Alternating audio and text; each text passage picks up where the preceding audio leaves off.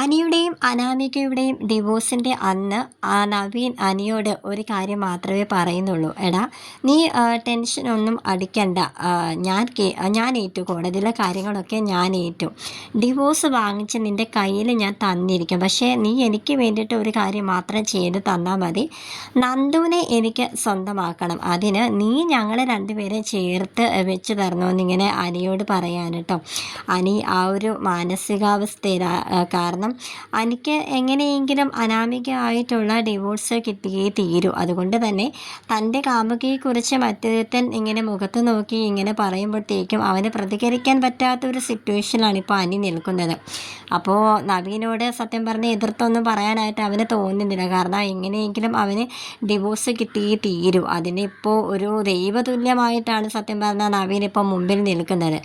അത് കഴിഞ്ഞതിന് ശേഷം, കാരണം ഡിവോഴ്സ് കയ്യിൽ കിട്ടിയതിന് ശേഷം മാത്രമേ അവന് എന്ത് കാര്യമാണെങ്കിലും നവീനോട് തുറന്ന് പറയാനായിട്ട് പറ്റത്തുള്ളൂ.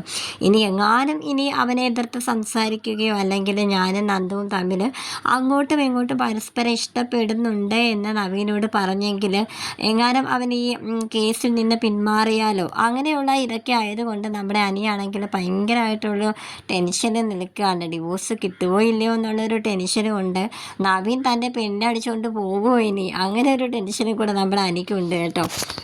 നവീനെ കണ്ട് അനി മടങ്ങി നേരെ അനന്തപുരിയിലേക്ക് ചെല്ലുമ്പോഴത്തേക്കും അവിടെ ആദർശം നയനയാണെങ്കിൽ നീ ഇപ്പോൾ ബ്രാഞ്ചിലെ കാര്യങ്ങളൊന്നും ശ്രദ്ധിക്കുന്നില്ല എന്നും പറഞ്ഞുകൊണ്ട് അവനെ വഴക്ക് പറഞ്ഞുകൊണ്ടിരിക്കുകയാണ്. അപ്പോൾ അനിയാണെങ്കിൽ നാളെ എൻ്റെ ഡിവോഴ്സ് എനിക്ക് കിട്ടുമോ ഇല്ലയെന്നുള്ള ഒരു ടെൻഷനിലാണ് ഞാനിപ്പോൾ. അതുകൊണ്ട് തന്നെ എനിക്ക് ബ്രാഞ്ചിലെ കാര്യങ്ങളൊന്നും ഞാൻ അവിടെ ചെന്നിരുന്നാലും എനിക്ക് ശ്രദ്ധിക്കാനായിട്ട് പറ്റത്തില്ല എന്നൊക്കെ പറയണം. അപ്പോൾ ആദർശ് പറയുന്നുണ്ട്, എടാ ഇപ്പോൾ ഓണം സീസൺ അല്ലേ, ഇപ്പോൾ എല്ലാ ബ്രാഞ്ചുകളിലും ഒരുപാട് ആൾക്കാരിങ്ങനെ വന്നും പോയി ഇരിക്കുകയാണ്. നമ്മുടെ ബ്രാഞ്ചുകളിൽ പ്രത്യേകിച്ച് നിൻ്റെ 3-4 ബ്രാഞ്ചുകളിൽ വളരെ ആളുകൾ കുറവാണെന്നാണ് എനിക്ക് കിട്ടിയ റിപ്പോർട്ട്.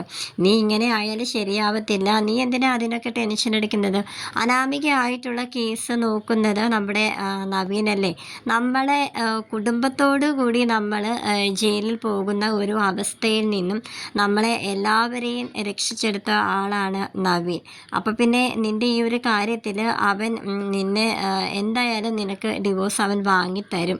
അതുകൊണ്ട് നീ എന്തിനാ വെറുതെ ടെൻഷൻ അടിക്കുന്നത് എന്നൊക്കെ പറയാണ്. എന്തായാലും ആദർശേട്ടാ, എനിക്ക് നാളത്തെ ഒരു ദിവസം കഴിയാതെ അനാമികയുടെ പക്കൽ നിന്നും എനിക്ക് ഡിവോഴ്സ് കിട്ടാതെ എനിക്കൊരു സമാധാനവും ഇല്ലെന്ന് പറയാണ്. അപ്പം നയന ആദർശിനോട് പറയുന്നുണ്ട്, അങ്ങനെ ആവട്ടെ ആദർശേട്ടാ, എന്തായാലും അനിയെ കുറച്ച് ദിവസത്തേക്കൊന്ന് ഫ്രീ ആയിട്ട് വിടും. എന്തായാലും എല്ലാം കഴിഞ്ഞ് അവനൊന്ന് ഫ്രീ ആവട്ടെ.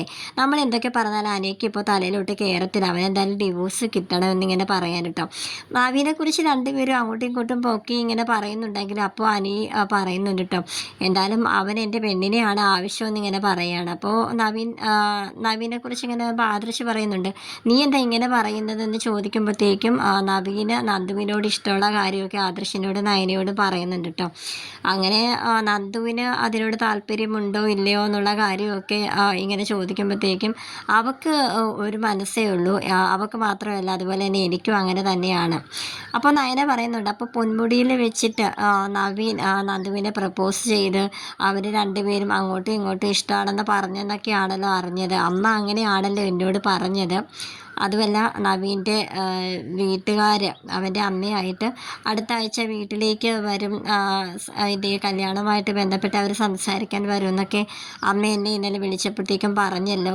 അതിൻ്റെ ഇടയ്ക്ക് നീ എന്താ ഇപ്പോൾ അവരുടെ പേരും പറഞ്ഞിപ്പോഴും നീ മനസ്സിലിട്ടുകൊണ്ട് നടക്കുവാണെന്നൊക്കെ ഇങ്ങനെ നയന ചോദിക്കുമ്പോഴത്തേക്കും അവനപ്പോൾ മറുപടി ഒന്നും പറയാതെ മുകളിലോട്ട് കയറി പോകാൻ കേട്ടോ. അപ്പോൾ ആദർശ് പറയുന്നുണ്ട്, ഇനി ഇത് എവിടെ ചെന്നിത് അവസാനിക്കുന്ന ഒരു പിടിയുമില്ല. എന്തായാലും അന്തിമ തീരുമാനം എന്താണ് നന്ദുവിൻ്റെ കയ്യിൽ തന്നെയാണ്. നന്ദു തീരുമാനിക്കണമല്ലോ തൻ്റെ വരനായിട്ട് ആര് വേണം വേണ്ട എന്ന്. എന്തായാലും ഈ നമ്മൾ കുടുംബക്കാർ തമ്മിലുള്ള ആ ഒരു അകൽച്ചയാണ് സത്യം പറഞ്ഞാൽ നന്ദു അനിയും തമ്മിൽ അന്ന് ഒന്നിക്കാതെ പോയത്.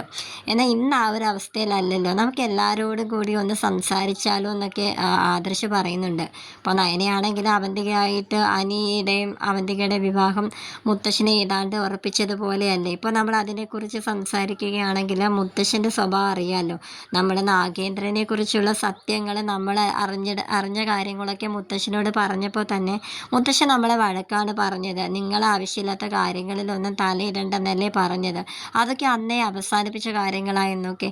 അതുകൊണ്ട് അറിയാമല്ലോ, മുത്തശ്ശൻ്റെ സ്വഭാവം അറിയാമല്ലോ. മുത്തശ്ശൻ ഒരു കാര്യം തീരുമാനിച്ചിട്ടുണ്ടെങ്കിൽ അതിൽ നിന്ന് പിന്തിരിയാനായിട്ട് കുറച്ച് പാടാണ്. അതുകൊണ്ട് ഇപ്പോൾ അതിനെപ്പറ്റി ഒന്ന് സംസാരിക്കേണ്ട ആദർശേട്ടാന്ന് നയന പറഞ്ഞു കൊടുക്കുകയാണ് കേട്ടോ. ആ ശരിയാ ശരിയാന്നൊക്കെ പറഞ്ഞ് ആദർശ് തല ഇങ്ങനെ കുലുക്കുന്നുണ്ട്.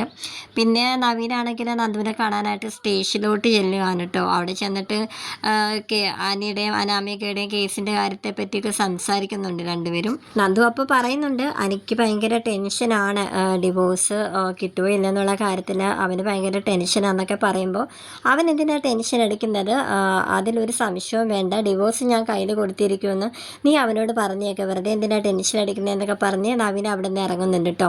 അപ്പോൾ അവിടുത്തെ തന്നെ ഒരു പോലീസുകാർ വന്നിട്ട് നവീനോട് പറയുന്നുണ്ട്, സാറ് മുമ്പ് വന്നപ്പോൾ ഞാൻ സാറിനോട് ഒരു കാര്യം പറഞ്ഞില്ലായിരുന്നു, അനി സാറും നന്ദു സാറും തമ്മിൽ ഇഷ്ടത്തിലാണെന്നുള്ള കാര്യമൊക്കെ. സാർ അതിനെപ്പറ്റി വല്ലതും നന്ദു സാറിനോട് പറഞ്ഞായിരുന്നു? ഞാൻ അങ്ങനെ പറഞ്ഞെന്ന് പറയുമ്പോഴത്തേക്കും നവീനാണെങ്കിൽ, ഇവിടെ തനിക്കൊന്നും വേറെ ജോലിയൊന്നുമില്ലേ, അവർ നല്ല സുഹൃത്തുക്കളാണ്, തനിക്ക് വേറൊരു കാര്യം അറിയാമോ, ഞാനും എൻ്റെയും നന്ദുവിൻ്റെയും വിവാഹം ഉടനെ തന്നെ നടക്കാൻ പോകുകയെന്ന് ഇങ്ങനെ പറയാൻ കേട്ടോ. അപ്പോൾ പോലീസുകാരാണെങ്കിൽ വിശ്വസിക്കാനാവുന്നില്ല. അപ്പോൾ ഉടനെ അയാൾ, സാർ വെറുതെ കള്ളമൊന്നും പറയല്ലേ, എടാ എന്തിനാണ് ഈ ഒരു കാര്യത്തിൽ ഞാൻ എന്തിനാണ് വെറുതെ കള്ളം പറയുന്നത്, താനല്ലെങ്കിൽ നന്ദു സാറിനോട് എന്ന് ചോദിക്ക്, ഞങ്ങളുടെ വിവാഹം ഉടനെ നടക്കാൻ പോകാമെന്നും പറഞ്ഞുകൊണ്ട് നവീനാണെങ്കിൽ കാറിൽ കയറി ഇരിക്കാൻ കേട്ടോ. അപ്പോൾ നവീൻ ഇങ്ങനെ മനസ്സിലിങ്ങനെ പറയുന്നുണ്ട്, എല്ലാവരും കുറച്ച് വട്ടം ചുറ്റിക്കാന്നൊക്കെ പറഞ്ഞിട്ടാണ് അവൻ കാറെടുത്ത് പോകുന്നത്.